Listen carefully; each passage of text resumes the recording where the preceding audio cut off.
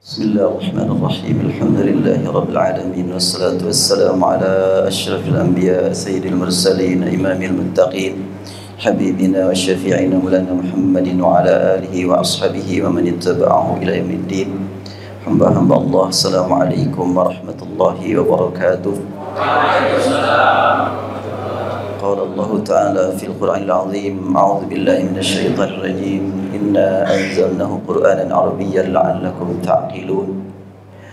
Maha suci Allah Subhanahu wa taala yang mengizinkan saya untuk bertemu dengan calon-calon ahli surga di sini.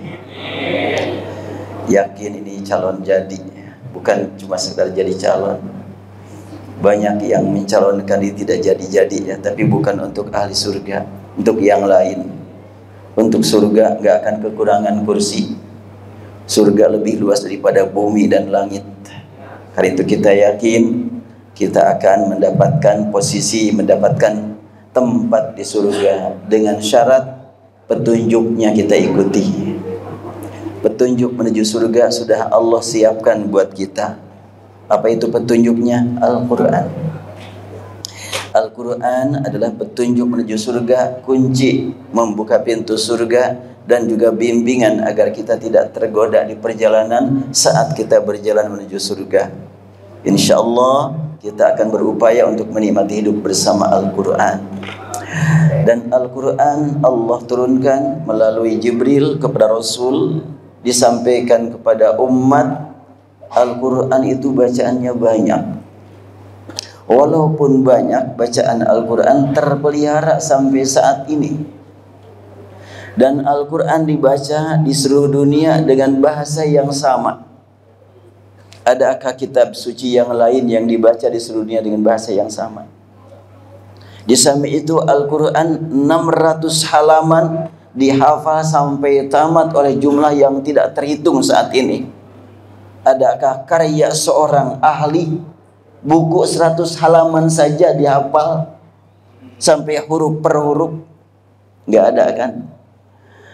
Al-Quran itu sudah 600 halaman dihafal sampai tamat, dan juga aturannya dipelajari. Aturannya pun banyak dipelajari juga. Allahu Akbar. Inilah karunia yang Allah berikan kepada kita, nikmat iman kepada Al-Quran. Saya sudah ngobrol dengan para sesepuh, para pimpinan ya perguruan ini terkait dengan program ke depan, bagaimana kita berjuang untuk menempuh perjalanan menggunakan petunjuk ilahi berupa Al-Quran agar sampai ke surga. Kita mah gak usah jauh-jauhnya. Cita-cita kita mah asal masuk surga aja. Gak usah muluk-muluk lah gitu. Yang penting masuk surga gitu udah. Dan Al-Quran itu sahabat setia sampai sepanjang masa hingga akan menemui di alam kubur. Tidak ada sahabat setia yang mau ikut ke alam kuburnya. Oh, dua orang cinta mencintai, sayang menyayangi, yuk kita sehidup semati. Gimana kalau aku duluan matinya? Mangawet ipayun. Tapi Al-Quran enggak begitu. Rasulullah SAW bersabda, "Iqra'ul Quran fa innahu ya'ti yaumal qiyamah syafi'an li ashabi." Bacalah Al-Quran, nanti pada hari kiamat Al-Quran akan menemui sahabat-sahabatnya untuk memberikan syafaat. Itulah sahabat setia sepanjang masa sampai ke hari kiamat tiba. Al-Quran. Berbahagialah semuanya masyarakat di sini dan jamaah yang hadir di sini sudah tercatat di hadapan Allah sebagai sahabat Al-Quran. Tinggal kita mempertahankan persahabatannya bagaimana nih. Jangan cuma tercatat, tapi kita betul-betul ingin terbukti dalam kehidupan sehari-hari. Sebagaimana kita bersahabat dengan sesama, kan kenal namanya, kenal alamatnya, kenal wataknya, kenal kesenangannya, kenal pesan-pesannya. Yuk kita dengan Al-Quran seperti itu. Tadi sekilas sudah dibacakan surat Al-Fatihah yang diajarkan Rasul kepada para sahabat. Itu cara baca Al-Quran saja banyak itu. Sekarang kita coba ya membaca Al-Quran surat Al-Fatihah saja. Saya bacakan dan diikuti bersama dengan 7 qiraat. Gak usah 10 qiraat. 7 qiraat saja ya. Dan 10 qiraat itu ada 10 qiraat sughra, ada kubra. Sekarang 7 qiraat saja. Saya bacakan dan diikuti bersama. A'udzu billahi minasy syaithanir rajim. Silakan. A'udzu billahi minasy syaithanir rajim. Bismillahirrahmanirrahim.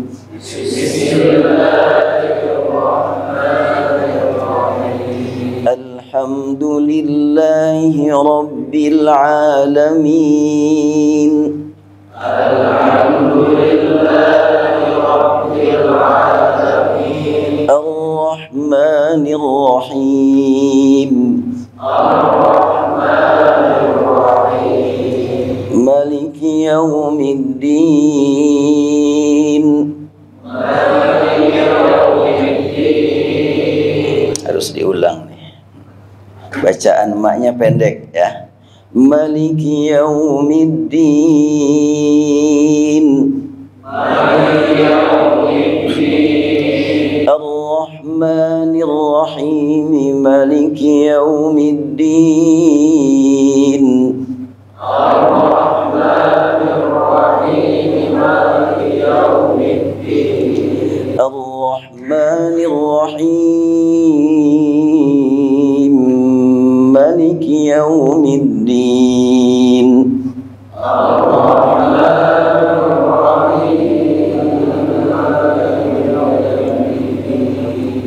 Enggak ikut saya tuh. Itu mah bawaan masing-masing. Ya, saya ulangi ya. Ar-Rahmanir Rahim. Maliki Yaumiddin. Ar-Rahmanir Rahim. Maliki Yaumiddin. Ya, alhamdulillah. Ar-Rahmanir Rahim. Maliki Yaumiddin. Ar-Rahmanir Rahim. Maliki Yaumiddin. Iyyaka na'budu wa iyyaka nasta'in. Iyyaka na'budu wa iyyaka nasta'in. Ihdinas siratal mustaqim. Ihdinas siratal mustaqim. Nah, barusan pakai shad, sekarang pakai sin. Ihdinas siratal mustaqim. Ihdinas siratal mustaqim. Jangan ragu-ragu, pakai sin. Ya, karena barusan ragu ya. Ihdinas siratal mustaqim. Ihdinas siratal mustaqim. Sekarang shad disatukan dengan zai, disebut ishmam. Ihdinas siratal mustaqim. Ihdinas siratal mustaqim. Siratal ladzina an'amta 'alaihim ghairil maghdubi 'alaihim waladdallin.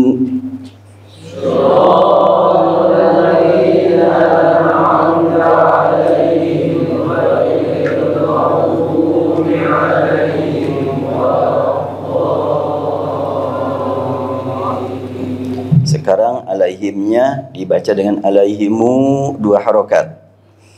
Siratal ladzina an'amta 'alaihim ghairil maghdubi 'alaihim waladdallin.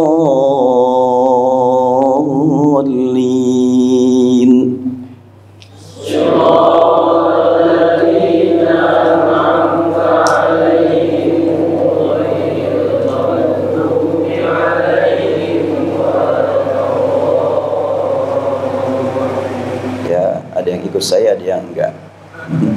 Alaihimu 2 harokat mu-nya. Ya.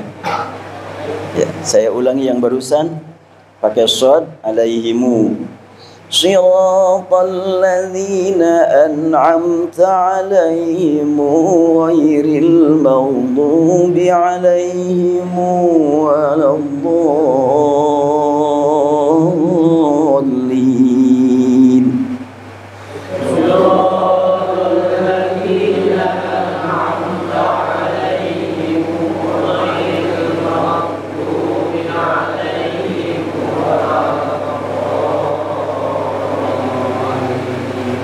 Masih campuran. Sekarang alaihimu juga tapi pakai sin, ya. Siratal ladzina an'amta alaihim ghairil maghdubi alaihim waladdallin.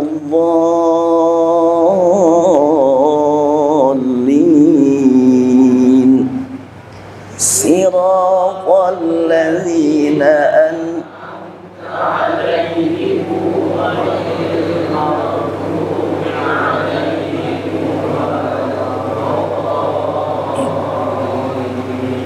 terakhir shad dengan ismam zirat, alaihim dibaca alaihum.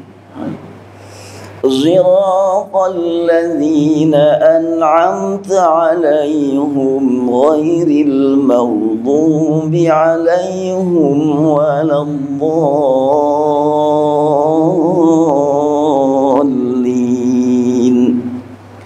Ziratal ladzina an'amta alaihim ghairil maghdubi alaihim waladdallin. Kalau sudah dikasih contoh yang ini beragam lah. Ada alaihim, ada alaihim, ada alaihum, ya. Dan untuk mengulang silahkan dibuka di IG atau di YouTube dengan akun Cahaya Huruf Al-Quran, ya. Dibuka Cahaya Huruf Al-Quran, silahkan diikuti. Kalau enggak di follow, diikuti saja. Kan di follow mah di sana di Chicago-nya, di Cikalong mah di Cikaso diikutilah gitu. Ya silahkan, itu adalah IG-nya. Di situ di IG ada, bahkan bukan yang tadi 7 qiraat, tapi di situ ada 10 qiraat. Yang 10 qiraat antara lain Alhamdulillahi Rabbil Alamin. Itu adalah qiraat yang lain itu. Dari 10. Ghairil maghdubi alaihim waladdallin.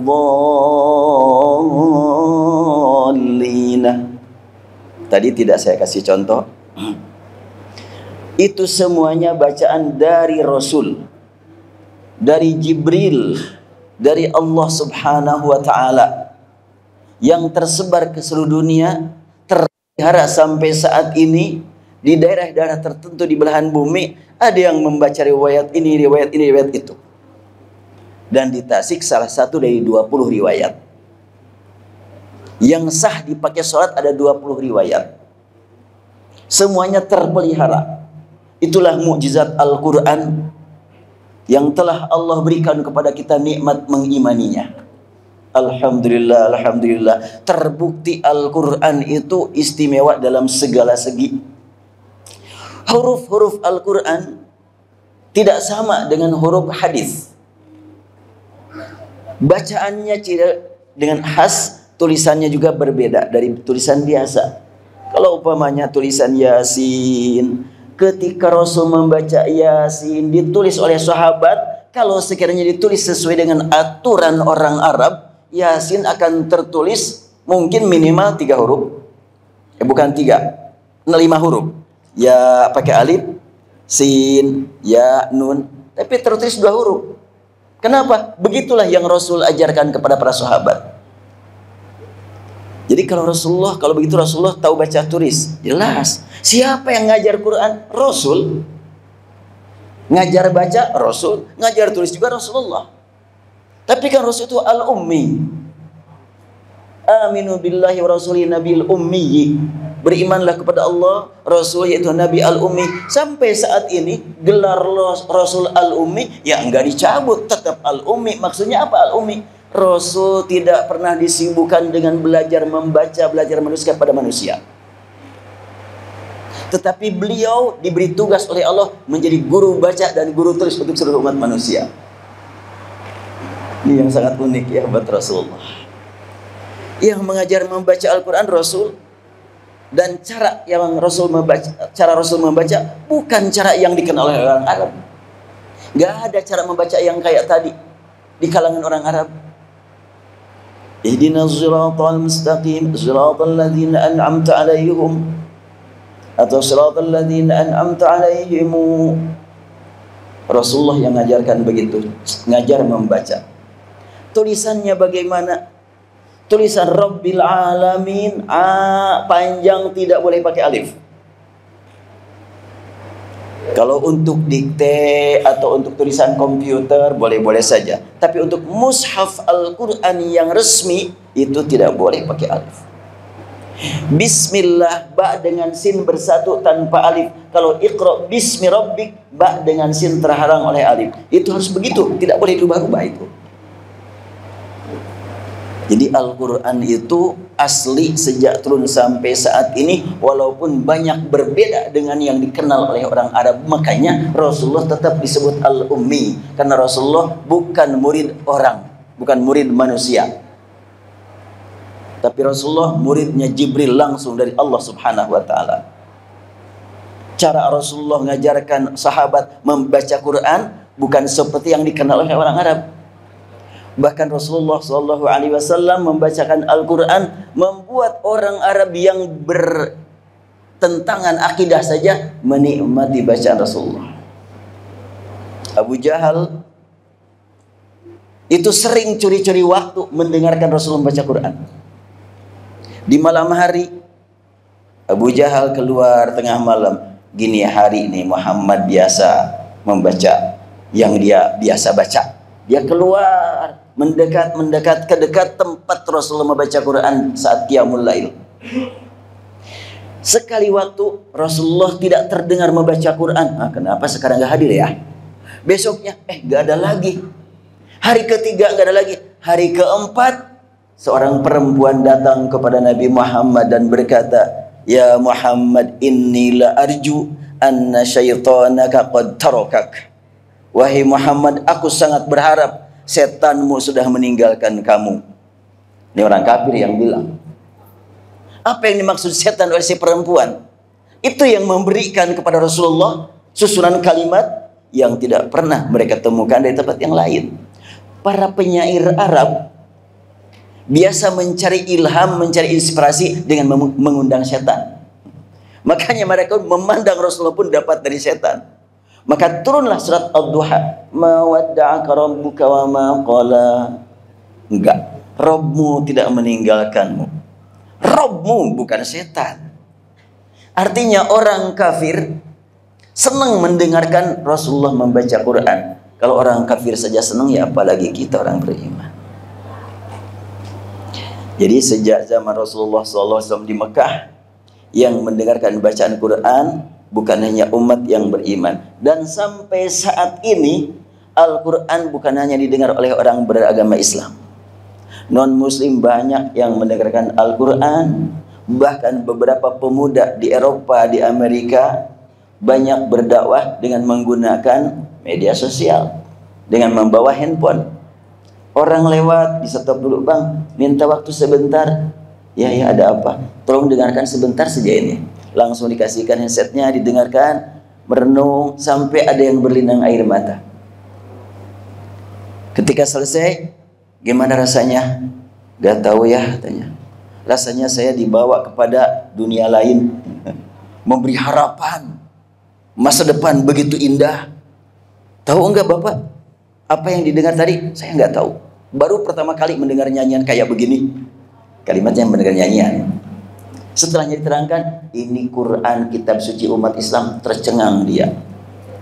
Sementara ini yang kami dengar umat Islam itu teroris, jahat. Ternyata kitabnya kayak begini. Makanya sekarang banyak orang yang non-Muslim masuk Islam hanya mendengarkan Al-Quran. Kalau non muslim banyak masuk Islam karena mendengar Al-Quran, kita harus semakin meningkat keislamannya dan keimanannya dengan Al-Quran ini. Alhamdulillah, saya diberi oleh Allah Subhanahu wa taala nikmat sehat sampai saat ini. Kalau tadi sudah disebutkan adalah pendiri Maqdis, betul itu tahun 2001 saya dirikan Ma'hadul Quran wa Dirasati Islamiyah, disingkat jadi Maqdis. Metode membaca Al-Quran dari awal, ada dari mulai membaca huruf. Saya ajarkan kepada calon-calon guru bagaimana supaya masyarakat banyak belajar membaca Al-Quran. Jangan sampai terbayang, duh baca Quran itu susah, harus ngariung dengan anak-anak kecil, aduh tersanggup. Makanya dibikinlah metode, dibikin tahapan-tahapan. Tahap pertama mengenal huruf. Kalau sudah mengenal huruf, sudah tahu, sudah lancar, dan datang mau belajar Al-Quran, dites dulu sudah sampai di mana bacaan Al-Qurannya.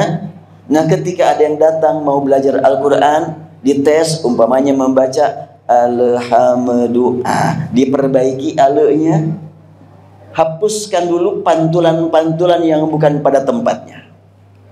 Itu level pertama. Level kedua, belajar mengucapkan huruf terus. Dan sekarang sampailah sudah dikenal di sini ada 7 jurus ya. Udah dikenal di sini sekarang. Itu perkembangan metodologi berlandaskan pengalaman para ustadz di sana yang alhamdulillah metode mengajar Al-Quran, belajar Al-Quran saat ini sudah tersebar tingkat nasional, termasuk pesantren Gontor sudah berapa kali Pak Nunung? Angkatan keberapa kemarin kirim? 6. Angkatan ke-6 ya? Rasanya lebih. Iya. Itu untuk Gontor yang menggunakan metode belajar Al-Quran Maqdis. Dan itu adalah untuk masyarakat umum. Konsumsinya adalah masyarakat umum. Bagi para mahasiswa, bagi para aktivis akademisi beda lagi.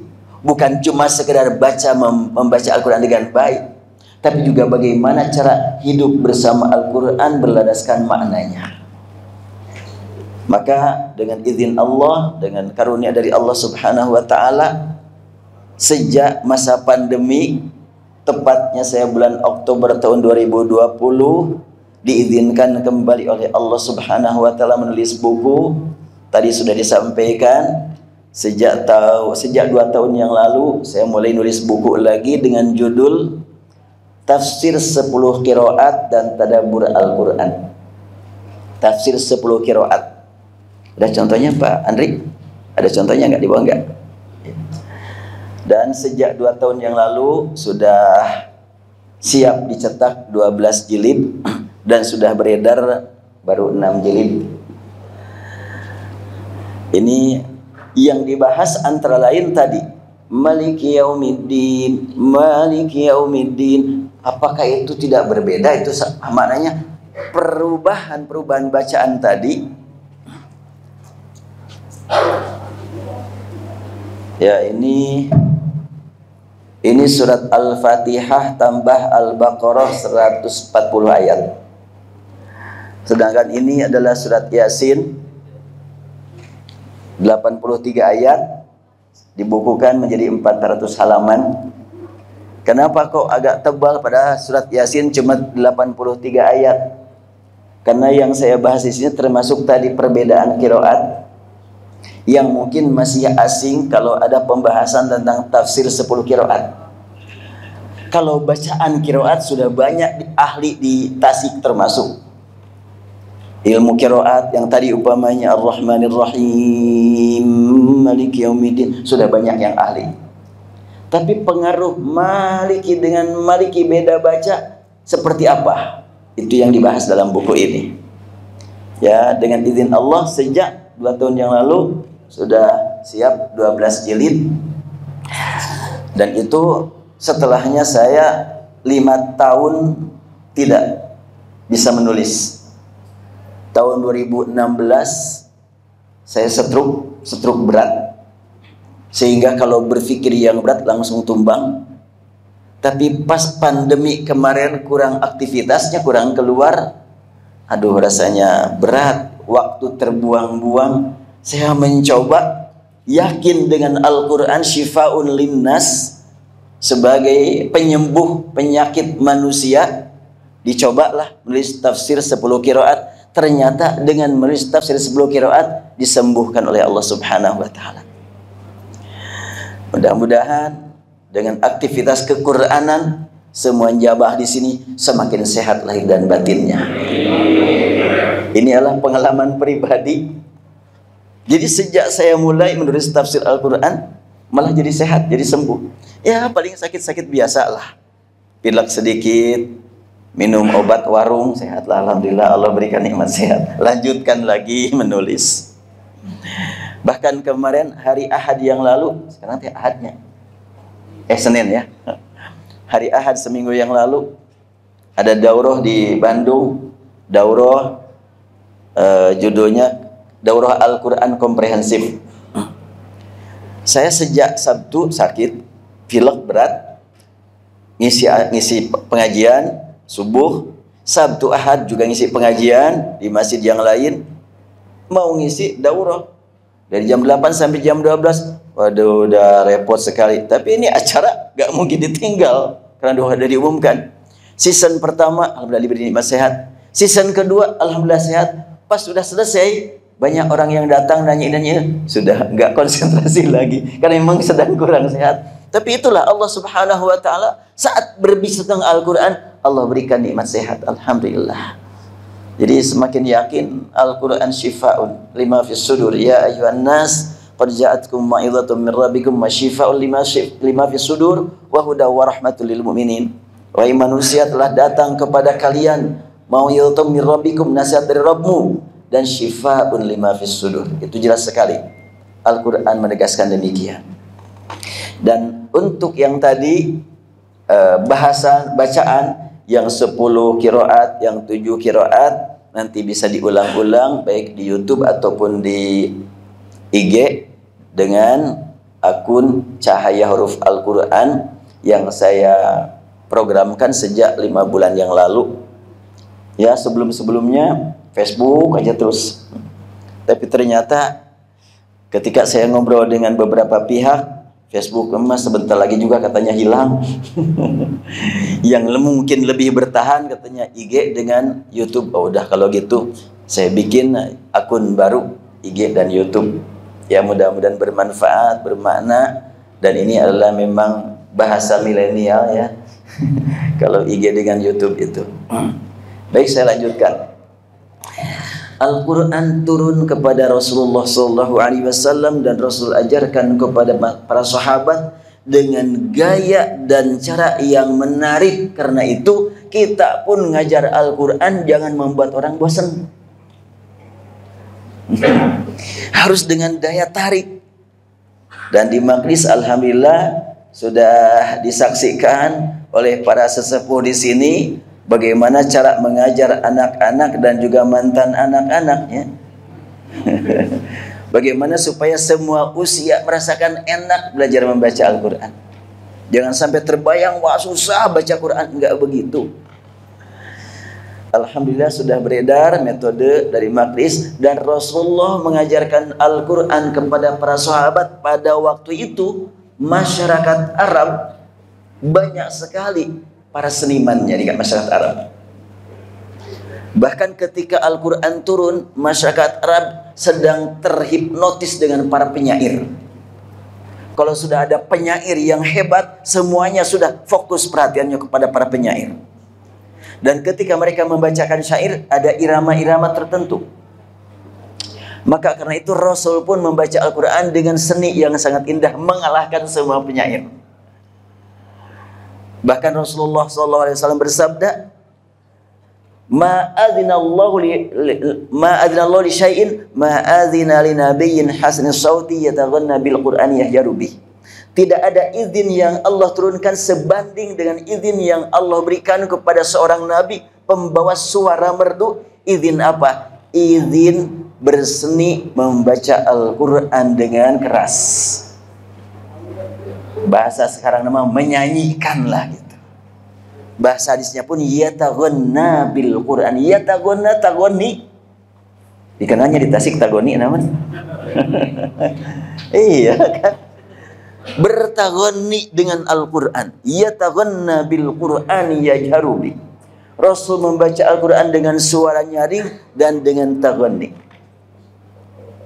Makanya membaca Al-Quran dengan irama itu sunnah Rasul.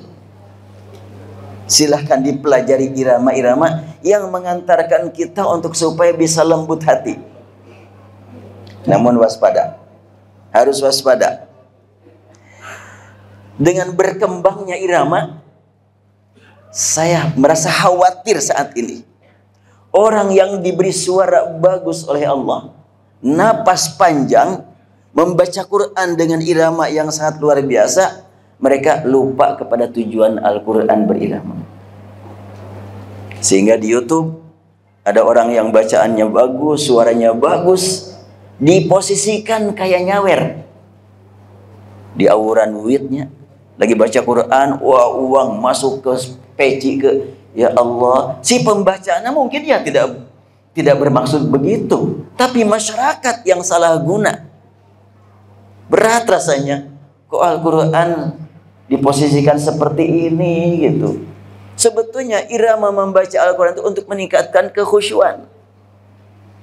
Bahkan di Mesir ada karantina Al-Quran. Itu pesertanya orang yang sudah menghafal Al-Quran 30 juz, sederajat 30 juz itu dengan surat Al-Fatihah. Artinya sudah siap dari surat manapun, ayat manapun melanjutkan bacaan. Itu baru ikut menjadi peserta. Di samping itu mereka yang diberi oleh Allah suara yang bagus. Dan Tasik ini terkenal nih, produser suara bagus di Tasik ini kan. Banyak artis dari Tasik nih.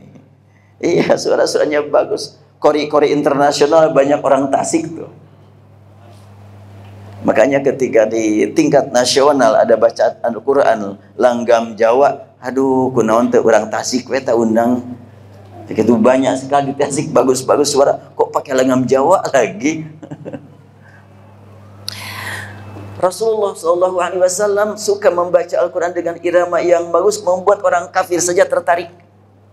Karena itu kita mengajarkan Al-Quran harus dengan cara yang menarik, biar orang itu semangat mempelajari Al-Quran dan hadirkan orang-orang yang punya suara bagus untuk mengajar Al-Quran, biar terasa. Dan tadi saya sampaikan di Mesir ada karantina untuk para penghafal Quran sekaligus punya suara bagus, dibina bagaimana supaya mereka mampu memanfaatkan suara dan seni suara untuk meningkatkan kualitas bacaan Al-Quran. Bahkan sebagian ulama ahli maqamat, ahli irama untuk Al-Quran berkata, maqamul Quran tafsirun lil Quran. Kalau irama membaca Al-Quran tepat, itu merupakan tafsir. Contohnya seperti apa? Seseorang peserta disuruh membaca dengan irama yang sesuai makna. Lahu ma fis samawati wa ma fil ardi wa ma bainahuma wa ma tahta tsara. Silakan baca.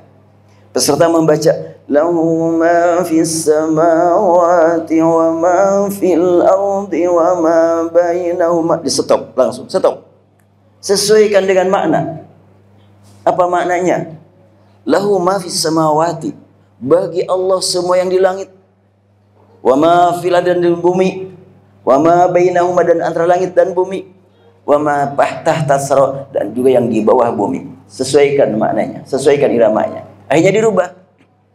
Lahu ma fis samawati, langit ya, ke atas. Wa ma fil ardi, bumi. Wa ma bainahuma, tengah-tengah. Wa ma tahta tsara, ke bawah.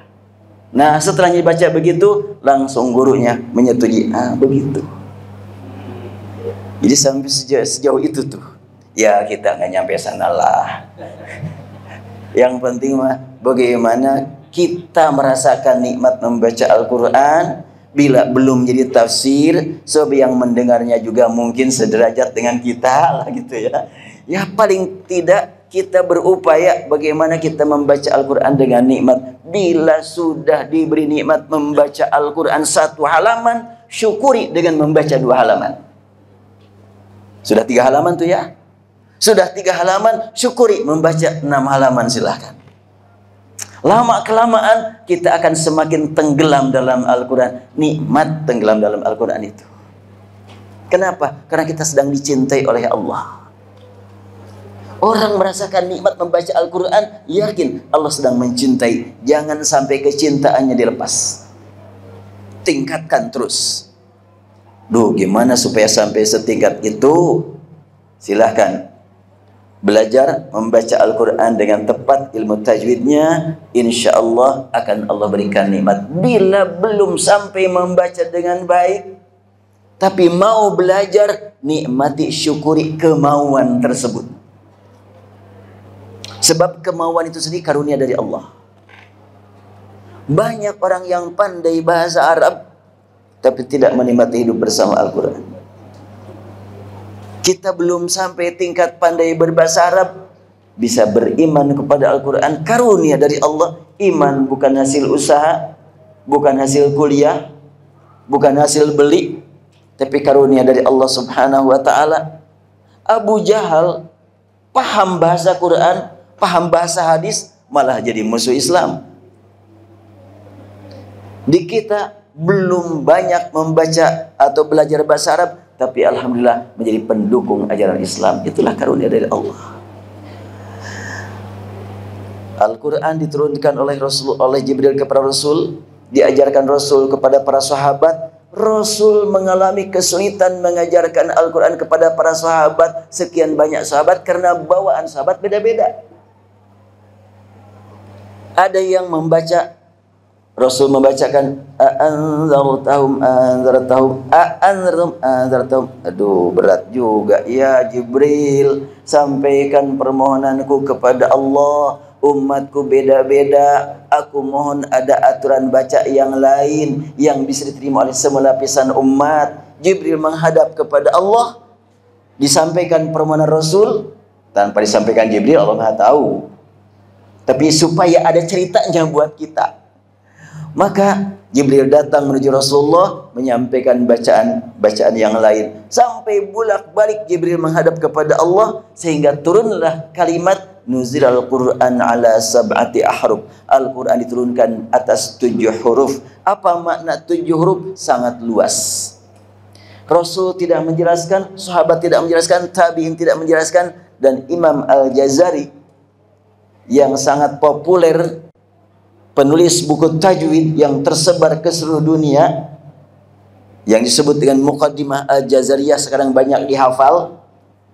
Imam Al-Jazari mengatakan, aku berjuang memahami kata Rasul Nuzilal Quran ala sab'ati ahruf, Al-Quran turunkan atas 7 huruf, sampai aku menyimpulkan, mudah-mudahan benar bahasanya begitu, mudah-mudahan kesimpulanku benar. Itu setelahnya mempelajari selama 30 tahun lebih. Lebih dari 30 tahun baru paham makna apa yang dimaksud dengan sabda Rasul, Quran diturunkan dengan 7 huruf. Tadi saya sampaikan 7 qiraat, nggak ada kaitan dengan mana 7 huruf. Tapi 7 qiraat bagian dari mana 7 huruf. Bahkan yang boleh dipakai sholat ada 10 qiraat. Dari 10 qiraat ada 20 riwayat. Dari 20 riwayat masing-masing banyak tariq, sampai mencapai hampir 1000.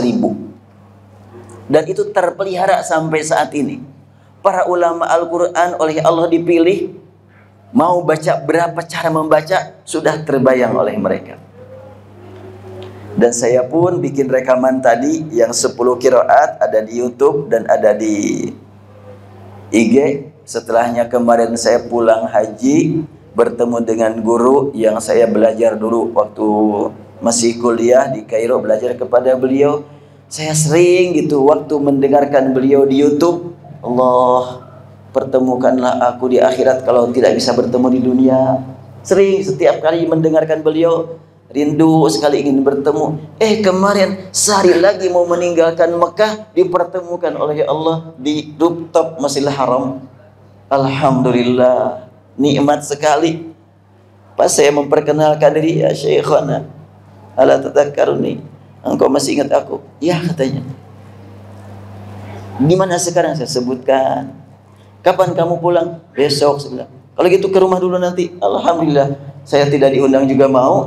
Betul malah ngundang lagi. Akhirnya saya langsung ke rumah beliau, kemudian talaki di rumah beliau, membaca beberapa qiraat. Sudah pulang, saya bikin rekaman langsung. Sudah ada restu langsung lah dari guru.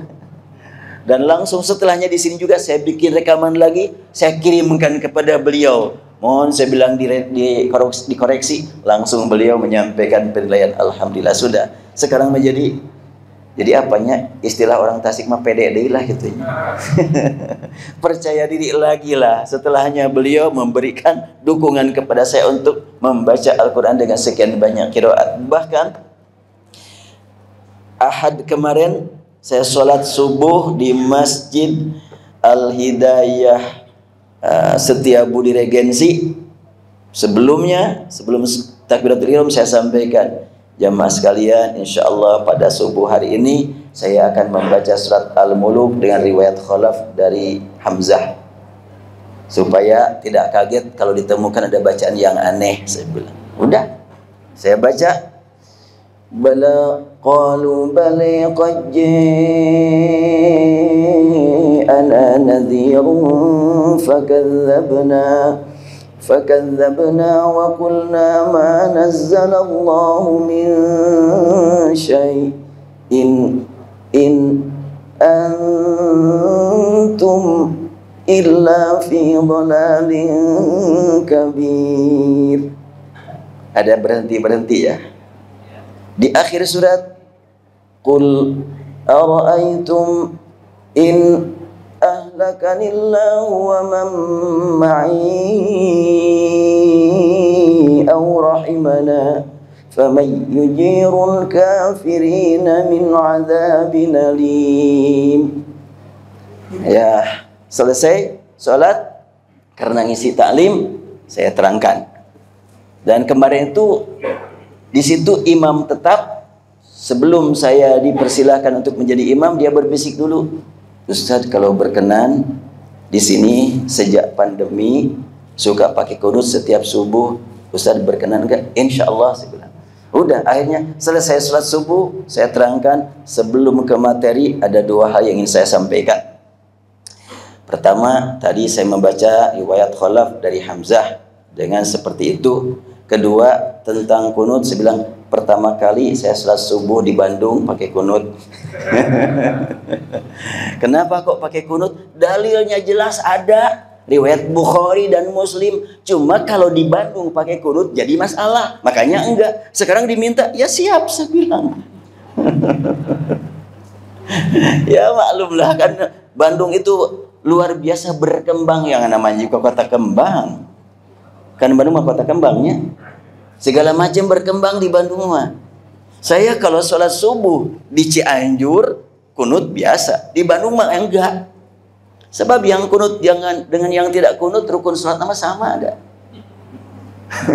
Makanya nggak usah jadi masalah. Dan ini juga sudah saya tulis buku berjudul 70 Solusi Fikih Kontroversi. Insya Allah sebentar lagi terbit. Antara ini masalah kunut subuh saya bahas. Termasuk ilmu qiraat. Kita inginlah gitu, selama Qur'annya sama, sunnahnya sama, Ka'bahnya sama, semuanya saudara kita. Dan dengan Al-Quran, alhamdulillah, ini saya perlu sampaikan rasa bahagia. Di Maqdis itu, guru-guru Al-Quran di Maqdis, alhamdulillah, bertemu setiap hari. Ada orang hebat dari Persis, orang hebat dari NU, orang hebat dari Muhammadiyah, bertemu sama-sama menjadi guru Al-Quran, nggak ada masalah. Sebab Qurannya sama. Kita kadang-kadang suka diadu domba dalam masalah yang memang sebetulnya bisa bertemu dalam yang sama. Kok kenapa kita dipaksakan bertemu dalam hal yang berbeda? Yuk kita bertemu dalam hal yang sama. Qurannya sama. Dan alhamdulillah, walaupun umpamanya di Indonesia terdengar ada perbedaan-perbedaan pemikiran antara para ulama. Itu yang beda-beda di Indonesia. Kalau sudah sampai di Masjidil Haram, sholat satu imam, gak ada yang nanya itu. Hah? Ketika umpamanya sudah iqamah Allahu Akbar sampai selesai, adakah yang berbisik, ya imamnya seakidah tejir orang? Gak ada yang begitu. Di kita aja suka ada muncul itu. Satu akidah enggak dengan kita. La haula wala quwata illa billah. Satu akidah, satu Quran, satu sunnah, satu nabi, satu Ka'bah. Dan alhamdulillah di Magdis karena memang aktifnya Quran terus, sehingga ya alhamdulillah pertemuan antara para ustadz alumni Persis Muhammadiyah NU bersama-sama menjadi guru Al-Quran. Ini yang sangat penting buat kita. Kita angkat yang samanya lah. Yang berbedanya simpan di belakang, biar lihat yang samanya lebih tertarik. Tidak boleh kita meremehkan yang berbeda. Sebab Rasul sendiri mengapresiasi perbedaan selama perbedaan tersebut tidak menyimpang dari akidah. Bahkan dalam surat Ad-Duha, dan ini juga sudah saya tulis, surat Ad-Duha mungkin nanti sekitar 100 halaman. Di dalam surat Ad-Duha ada kalimat wa wajadaka dhallan fahada, dan Rabbmu menemukan engkau wahai Muhammad dalam keadaan dhallan. Dhallan itu namanya dolalah, kullu dhalalatin finnar. Hah? Gimana? Rasulullah itu ahli surga, pemimpin surga, tapi Rasulullah nyatakan dalam Al-Quran dhallan. Jadi kalau begitu dhallan itu banyak arti atau banyak ragam. Ada dhalalah fil aqidah, ada dhalalah fil fikrah, ada dhalalah fil syu'ur, ada dhalalah perasaan, dhalalah pemikiran, dhalalah keyakinan. Ya. Kalau dhalalah perasaan mah sering kita juga. Kamana ieu? Teuing euy rasanya tersesat urang teh euy. Neraka lu. Dhalalah tuh. Tapi dhalalah tersesat jalan mah enggak neraka, enggak. Tapi kan dolalah juga, ya dolalah tersesat kok. Rasulullah di dalam Al-Quran sebutkan dolan. Itu tidak bisa dilakukan lagi, mana dolan ya? Dolan tetap dolan. Ya, tapi kan Rasulullah dolannya bukan tersesat. Terus naon atuh? Bimbang eta mah terjemahan. Quran mah gak bisa rubah, dolan sudah. Bimbang gelisah bahasa Arabnya adalah hazan, sedih hazan. Kalau umpamanya bimbang adalah umpamanya kurab atau apalagi, tapi Al-Quran menyebutkan Rasul dolan. Nah, Rasul itu dolalahnya bukan dolalah dalam masalah keimanan, bukan dalam keakidah. Dolalahnya Rasulullah bagaimana cara menyelesaikan umat yang berantem terus, belum menemukan metode. Maka beliau menjelang diangkat sebagai Rasul 3 tahun berturut-turut, setiap Ramadan tiba beliau suka menjauh dari keluarga, menyembunyikan diri di satu gua yang dikenal sampai saat ini Gua Hira. Itu 3 tahun berturut-turut menjelang diangkat jadi Rasul, memohon kepada Allah Subhanahu wa ta'ala, tidak mendatangi dukun, enggak, memohon kepada Allah sendirian. Berarti kan tidak dolalah segi akidah. Dan Rasulullah tidak pernah mabok, tidak pernah berzina, tidak pernah menyembah berhala. Tapi kenapa disebut dolan?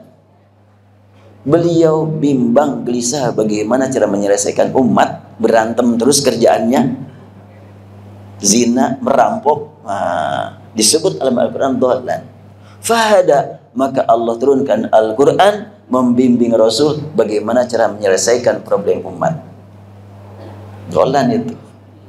Nah, di sini penting untuk kita kaji lebih dalam lagi, lebih jauh lagi, apa arti kullu dolalatin finnar. Setiap dolalah finnar, apa maknanya? Harus dibatasi makna dolalahnya. Dolalah dalam hal apa? Dan biasa kalau umpamanya di Mekah, di Madinah, kita menemukan salah seorang anggota jamaah haji yang linglung, tersesat jalan. Itu orang Arab mengatakan, tuh ada jamaah dolalah, sesat. Wah, finnar dong.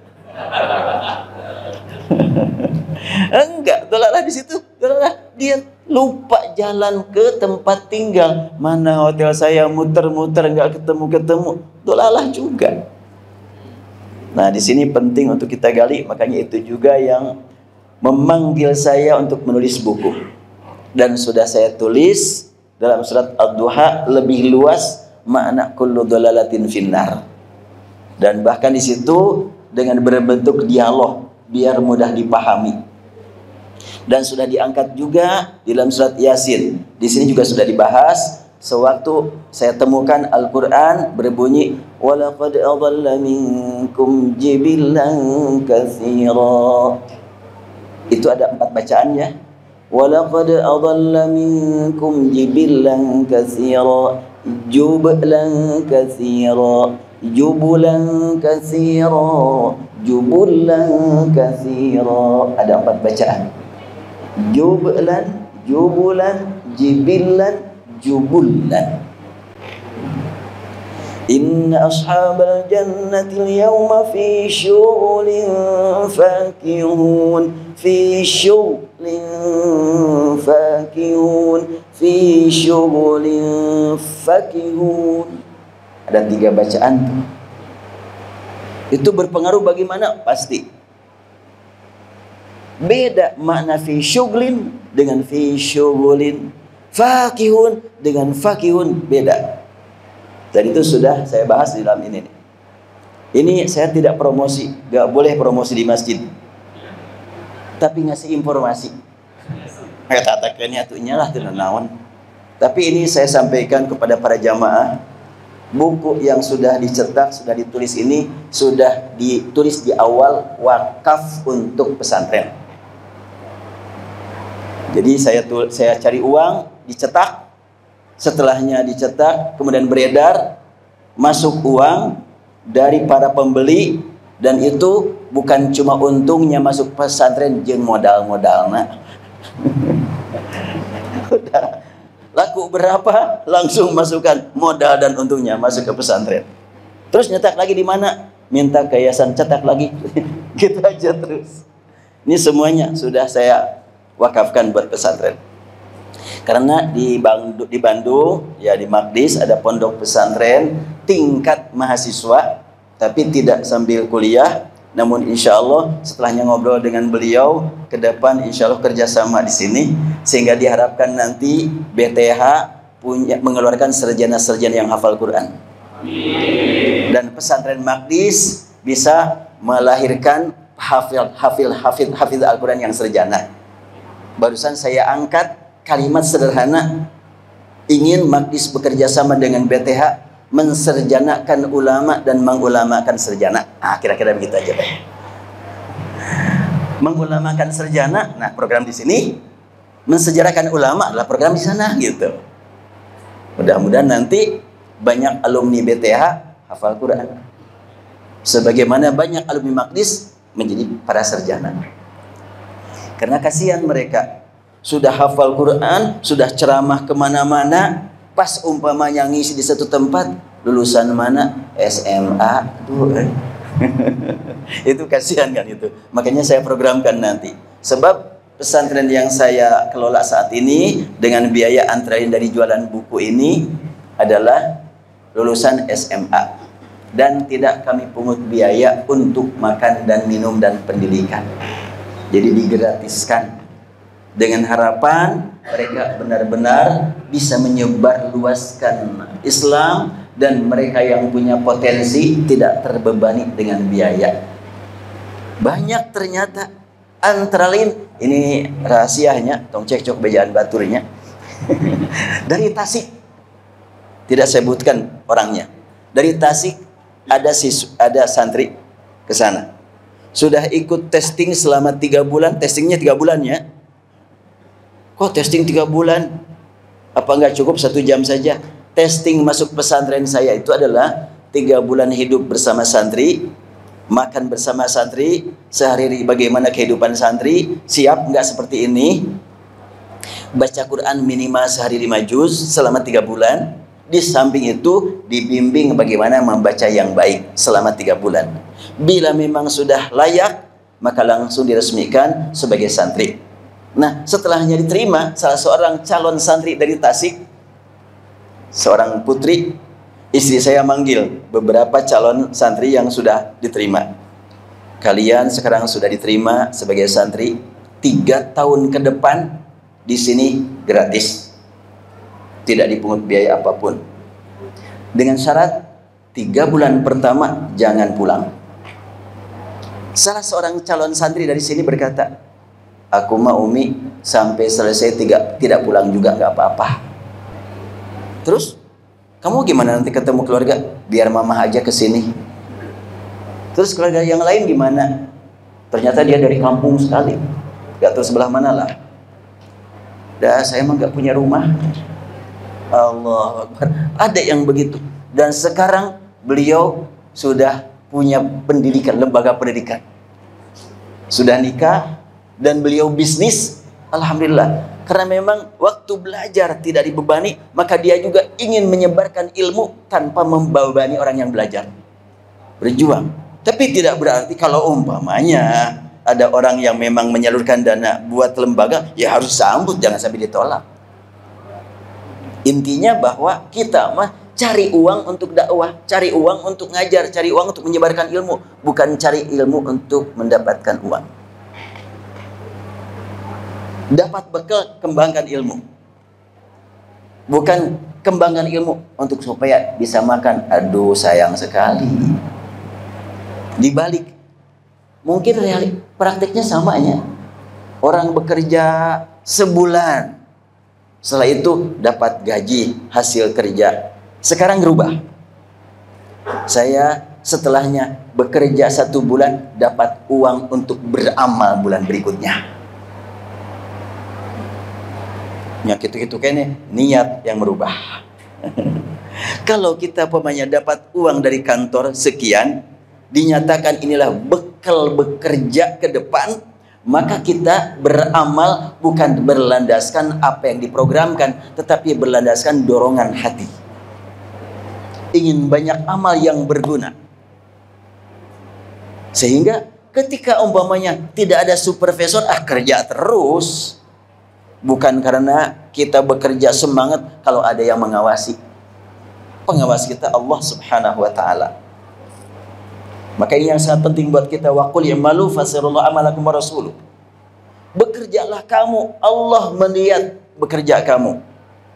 Maka saya juga sering ke para ustadz di Maqdis, kalau guru-guru Al-Quran kerja di Maqdis cari uang rugi.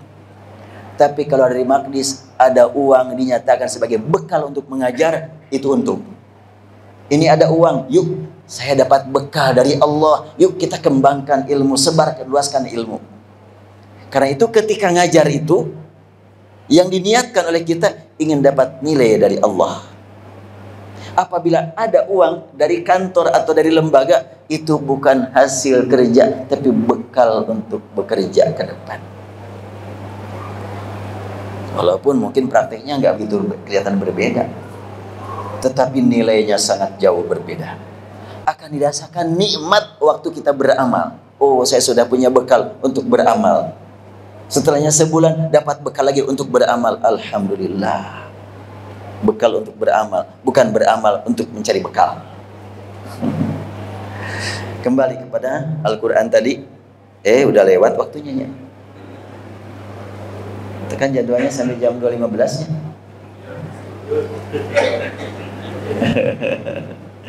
Iya, baik. Al-Quran diturunkan oleh Allah Subhanahu wa ta'ala dengan bacaan dan tulisan. Ini mungkin pernyataan ini agak aneh.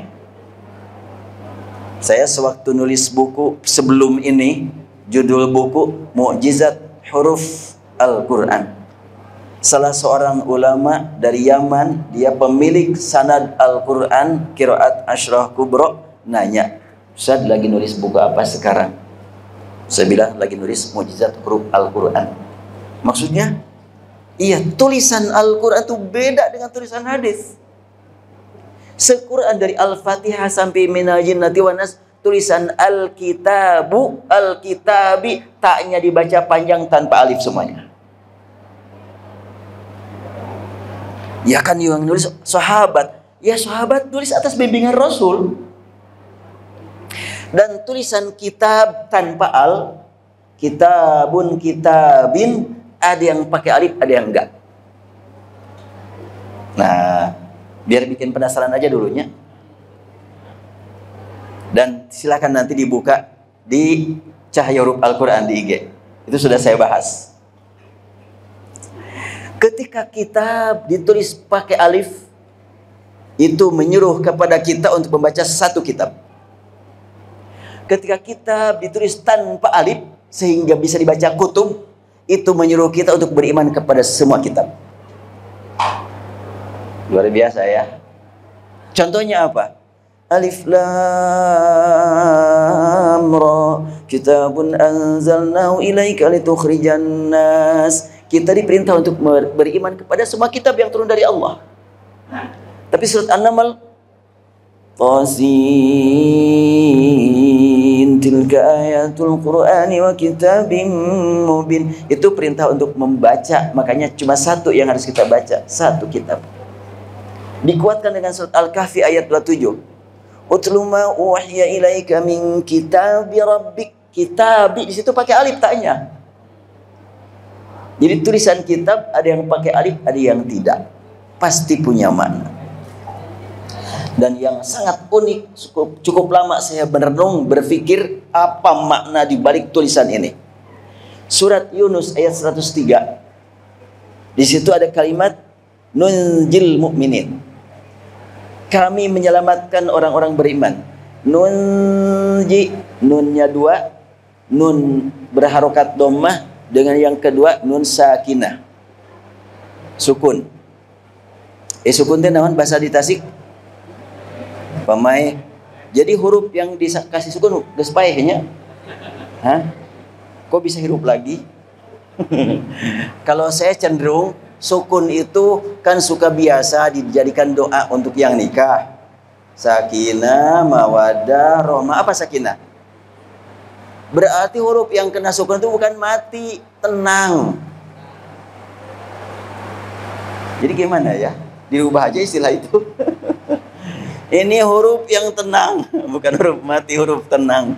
Duka ting mana eta ngartikeun sukun jadi pamae? Duka teh mana ya?